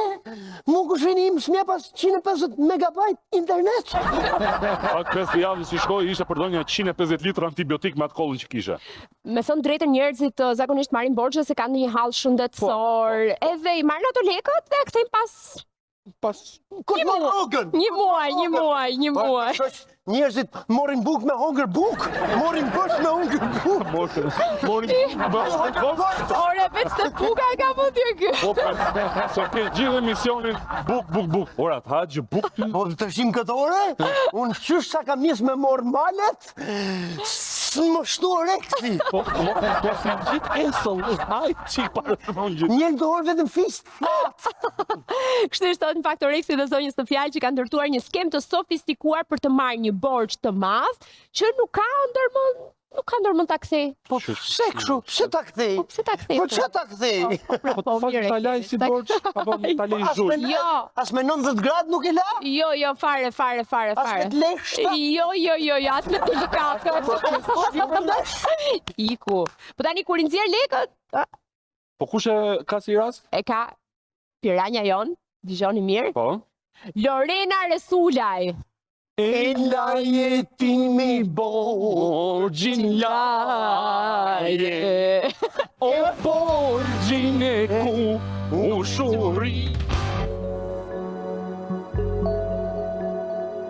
Pas dyerve të mbyllura të rrethit të ngushtë familjar, ku mendohet si je më i sigurt se askund, do të gjendesh përballë situatash që krijojnë drama të paimagjinueshme. Dhe këtu nuk flasim për përplasje pronash apo probleme morali, por për humbjen e besimit, siç është rasti një familje nga Erseka, që ka rënë pre një kurthi financiar nga një person i afërt. Cila është kushërira e mamit tim, e kemi gjetur në një festë familjare, ku më ofron një vend pune tek puna ku ajo punonte. Dhe jam futur kamarjere për të punuar atje. Dhe fakti unë kisha 3 vite në Tiranë, nuk kisha asnjë kontakt me fisin. Mora si të mirëqen që më në fundi kush mua po më mbështet që nuk po më le vetëm. Më ofroi ndihmë për të shkuar në shtëpinë e saj dhe kam pranuar që të mos jetoja me qira, por jetova në shtëpinë e saj. Një gest shumë human nga ana e kushërirës për t'i ardhur në ndihmë vajzës së re që kishte nisur jetën në kryeqytet. Por me sa duket, gjithçka me një prapavit të qartë. Më pas i ka thënë babit tim që të jepnim një shumë konsiderueshme lekësh, të tipit 30 milion lek për të marrë një shtëpi. Shtëpia ishte në Tiranë. Shtëpia ka qenë 70 milion lek. Por ne i kemi dhënë 30 dhe me mendimin këto do merrnim shtëpinë. Sepse po thoshte që gjitha shtëpitë që unë po jap janë në emrin tim. Atë pjesën tjetër të parave, kur mendoj që do ja jepni të gjithë? Kur neve të merrnim hipotekën e shtëpisë dhe të shkonim në bankë të merrnim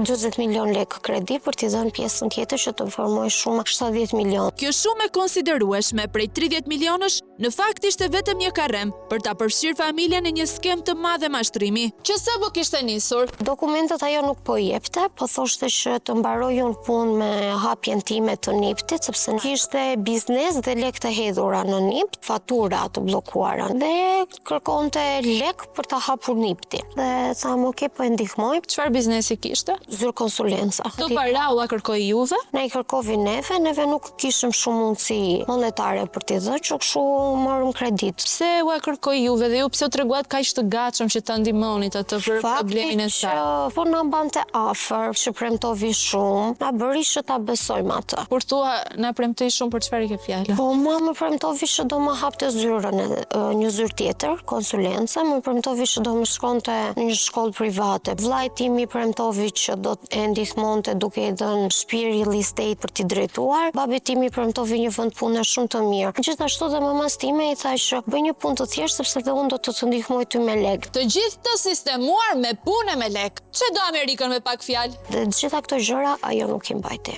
As që e dyshonim. Ta para ju kërkoi, sa i duheshin asaj për të zhbllokuar NIPT-in sipas saj. saj. Ajo nuk tregonte shumën se sa i duheshin aktualisht, sepse vinte në shtëpi thoshte më duhet 1 milion për të paguar sigurime, më duhet 2 milion për të paguar një gjë, më duhet kaq për t'ia hedhur NIPT-in. Thënë shumë anë NIPT ajo asnjëherë nuk e tregovi se sa duheshin. Unë e kam marrë kredinë e parë në nëntor të 2023-shit. Dhe nga ajo kredi e parë në 2023-shin, brenda 2 vitesh, familja Kristo do të bëjë mjaft të njohur në zyrat e çdo institucioni financiar të mundshëm, sepse duhej të merrni kredi për të përmbushur etjen për para të së afërmes së tyre, e cila kishte bërë bingo me këtë familje që i besonte verbërisht. Nëse bëjmë një përllogaritje së bashku me shifrën 30 milionshin e shtëpisë dhe së bashku me të gjitha këto kredit që ju keni marrë në çdo institucion bankar të mundshëm, sa është të gjithë vlera vete 150 milion lek. Plot 150 milion lek në 2 vite. Por çfarë konsulenca është bënte kushërira në zyrën e saj që të shpenzonte aq shumë për një NIPT të bllokuar?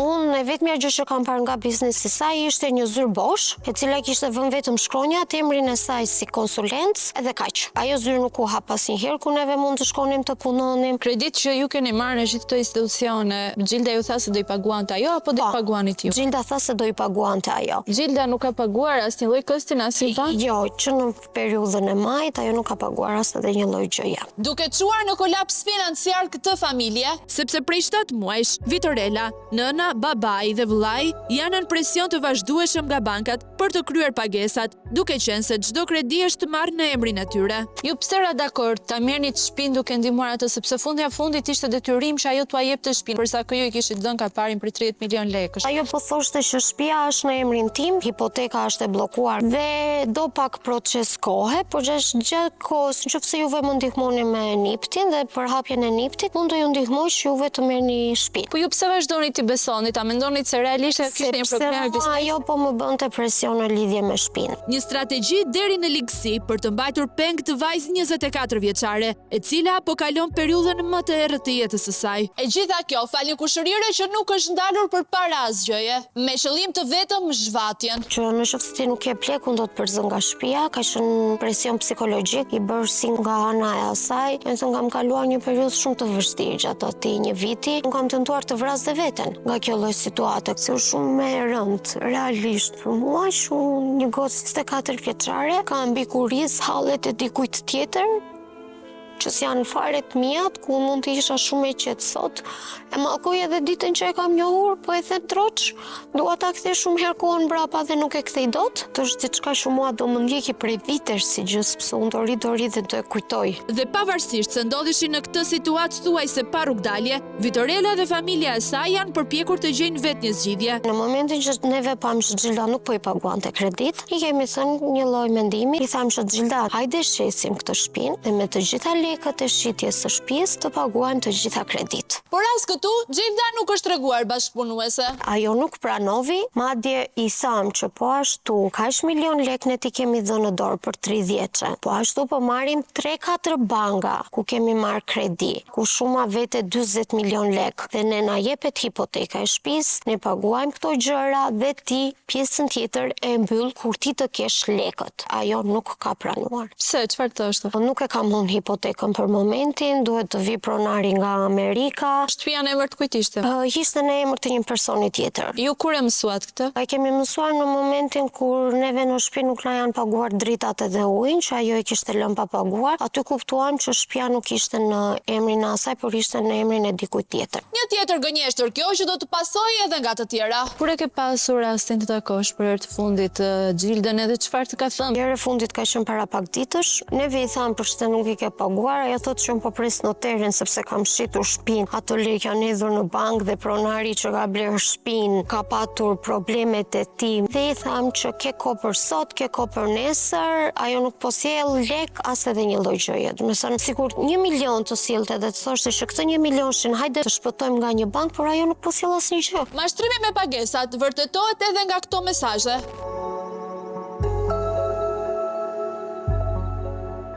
Ndërkohë nga një regjistrim audio, Xhilda kërkon të bindë familjarët e vajzës se është përfshirë në diçka më madhore dhe se një person enigmatik fshihet pas gjithë kësaj. Përdo, sa gjune i toletit, te piro për një vit do marrë shkatën e shtëpisë. Pse se bëri? E di unë një njeri përveç teje. Unë do që atë të madhin piro.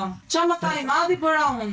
Ta bëj këtë, ngellën Xhildës gjitha ndorë, por është marrë Fedi. Që morën Fedin kalamajt, i kam kërkuar, i tash 25 që fundit u plotësua, të lutem jep kartat e shtëpisë. O gjitha është policia të më tregoj që gjitha. Artan Bakiu ka bërë këtë dhe këtë. Artan Bakiu, një personazh real apo i sajuar? Kjo është pyetja që nisi të mundonte familjen e Vitorellës. Çfarë fiton ti që i mban të këto pesha në vetvete dhe nuk e nxjerr tanin? Po se e di shumë mirë kush është Mojona, do ma bëj gropën moj, troç fare, do ma bëj gropën. Po do ma bëj gropën në sekonda. Se bësh sekonda që mund ta bëj. Po ai që i bën gjithë to punë dikush është Ona, se si bëri kot, i bëri gjithë nga mendja vet. Unë e marr përsipër borxhit 150 milion lekë që ju mi keni dhënë mua, i largoni me noter nuk fshet Xhida Osmani, pa një poliz Artan Bakiu se e di që ta bën gjëmën me sekonda. Artan Bakiu, kush është? Kjo thotë që kjo është menaxheri i Austrisë që kjo ka punuar dhe ne thjesht kemi folur me këtë, nuk është se ne mund ta takojmë, kemi vetëm mesazhet në Messenger me atë. Ne kemi folur thjesht vetëm për muhabetin e shtëpive dhe për hapjen e niptit. Një person tërësisht enigmatik, me të cilin familja Kristo ka komunikuar vetëm me mesazhe, të cilat nga përmbajtja dhe mënyra e të shkruarit nuk mund të jenë ndryshe përveç se të dala nga dora e Xhildës.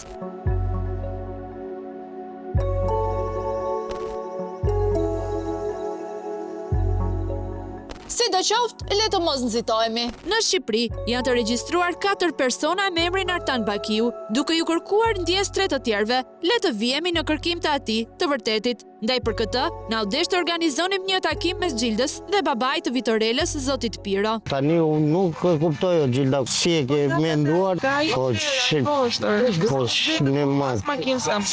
Po nuk po. Unë nuk e di Gjilda i mari.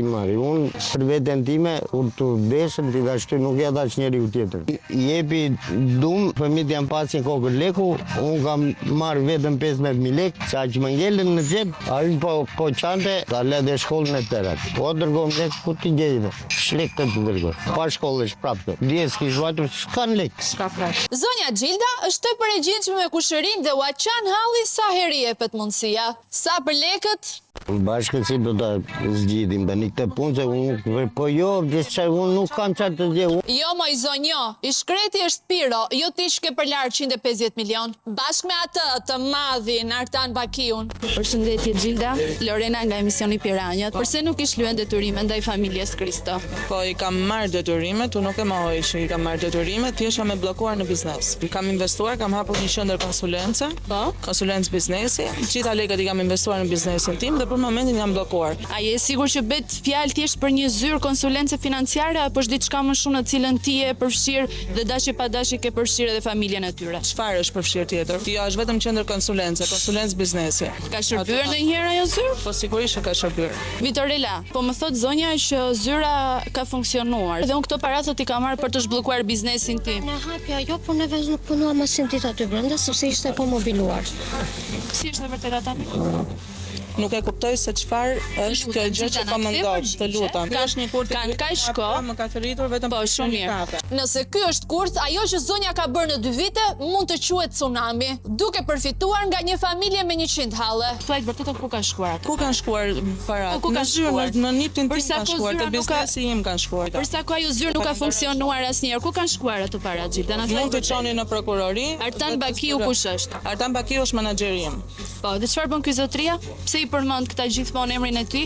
Pse i bën presion në emër të atij personi? Kush ka bërë presion? Kur të shlyer se kanë kaq kohë që të presin, nuk kanë bukë në shtëpi për të ngrënë. Edhe unë nuk kam bukë në shtëpi, edhe unë i kam investuar diku ato para. Do të thon kur ti nuk e buk, nuk duhet kenë as kushërinë? Se duhet të vojnë këta për investimin. Po do t'ja kthej lekët, patjetër që do t'ja do t'ju kthej. Po marr masat, ja kthej sa më shpejt. Po ku e kanë garancinë këta që ti do i shlyesh? Tek mua e kanë garancinë. Te mua ka sigurinë. Nuk kanë asnjë garanci tek ty sepse ti ke gënjur gjatë gjithë kësaj kohe. Fare, kam përfituar pafund gjëra. Çfarë keni përfituar juve? Çfarë keni përfituar nga Gjilda? Për të ashtu kam nuk paguan as gjëra, as ujë, as gjëra.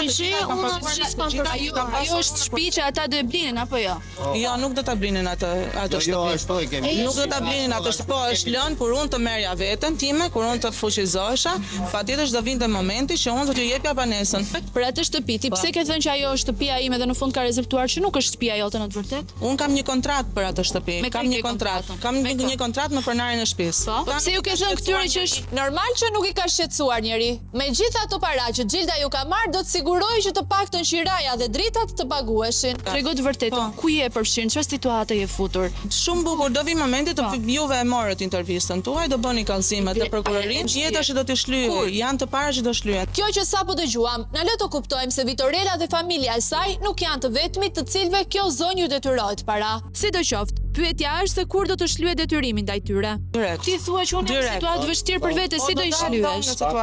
Si do dalësh në situatë vështirë? Aty ku i kam hedhur parat me menaxherin tim, aty do ta zgjidhim menaxherin. Po jo sa po më dëmtuat imazhin mua. Gjilda po shqetësohet për imazhin e saj të dëmtuar, ndërkohë që ka rënuar financiarisht një familje të tërë. Po këtyre personave që ju ke shkatruar jetën? Unë kam shkatruar jetën, pse jeta ime nuk është shkatruar në këtë mes? Çfarë faji kanë këta që duhet të shkatërrohet jeta e tyre prej teje?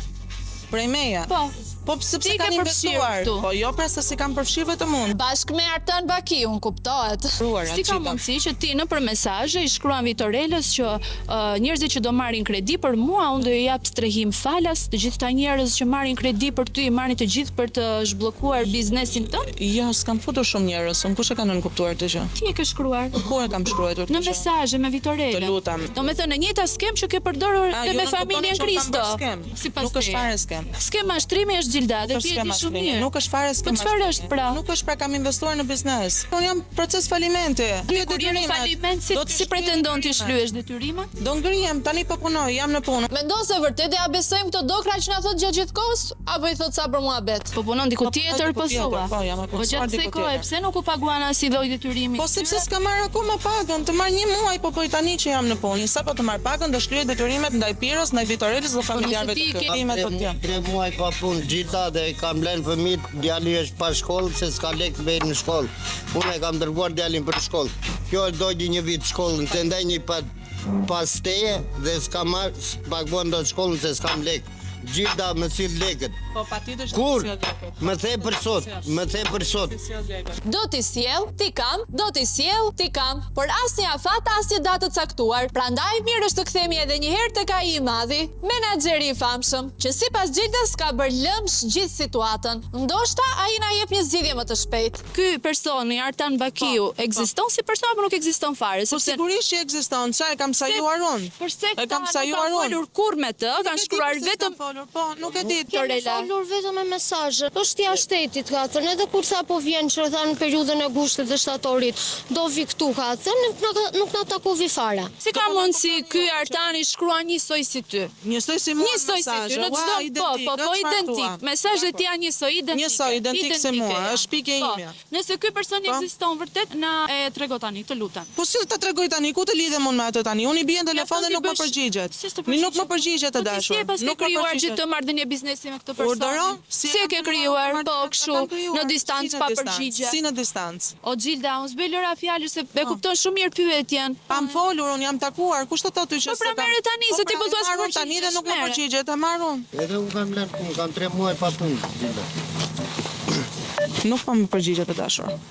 Ku jeton ky personi? Urdhëro? Ku jeton ky? Ku jeton? Në Zogun e Zi. Po pse i përsërit pyetjet e mia zonja Gjilda? Thuaj vërtet ku kanë shkuar ato? Ku kanë shkuar paratë? Ti e pas ke krijuar gjithë të marrëdhënie biznesi me këtë person. Urdhëro? Si e ke krijuar? Po kështu, në distancë pa përgjigje. Si në distancë. Ku jeton ky personi? Urdhëro? Ku jeton ky? Ku jeton? Strategjia tipike e personave që gënjejnë për të fituar kohë. Ke thënë që kam shitur shtëpinë, parat mi ka noterja, nuk po mi jep, çfarë ka ndodhur gjatë kësaj kohe? Ka ndodhur një ngërç dhe po përpiqemi ta zgjidhim. Po ti pas ke ngërçe gjithandej, kam ngërçe gjithandej, kam ngërçe. Kam investuar gabim. Ju duket mashtrim. Edhe ngërç edhe tek noterja pas edhe ngërç dhe aty. Do ta zbardhi policia. Do ta zbardhi policia. Po te noterja ç'do zbardhi policia? Do ta zbardhi policia. Çfarë do zbardhi policia? Nuk mund të jap dot më shumë informacione. Nuk mund të jap dot më. E dashur e ke shitur shtëpinë po apo jo? Nuk do t'ju jap më shumë informacione. Shpresoj që ti ta mbash fjalën. Po. Edhe t'i japësh pagesat. Patjetër, sigurisht që po. Juve shumë faleminderit. Do vazhdosh edhe muajt e tjerë të paguash apo do paguash sigurisht në 10 orë? Jo, do punoj dhe do të shlyej të gjitha detyrimet. A ju jep premtimin Vitorelës dhe Pirës që do mbash fjalën? Po patjetër që ju jap premtimin dhe fjalën, por nuk kishin arsye pse ta bënin kaq të madhe. Nëse nuk do ta bënin kaq të madhe, nuk do të bëhesh e gjallë ti paguaje këstet. Gjithmonë nëse do t'i paguash.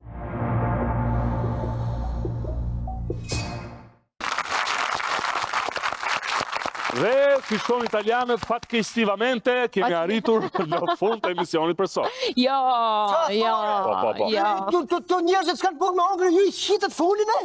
Zoti fare. Shko, jemi në fund të vitit, a? A e ndjeni që... Si gjohë për zotin, njësoj, asë atmosferë, Unë ndje erën e gjërave të djegura, do që lava të... Era kapulli djeg. Për tek saja, e ndjeni? Po ndjeni se mu doj gjeli detit. Jo. Njerëzit janë bërë më të mirë. Kushëre? Për këtë cilin shtet më flisni. Po, për këtë pra që jemi. Ja. Se di, ke kush lagje ke kështë jetë mos nështë da i matë gjithë me burrin tati. Mas satës taf baklavaje bërë njërë. Ne, gjithë jemi me lagje, kështu që ne jemi të mira aty të lagje. Ne nga periferia me thëmë drejtë nuk e kemi ndjerë ndë. Tani do të themi motor apo jo? Tim pas kuqarë. Kujdes, piranjat kapshojnë! E në e ti do të në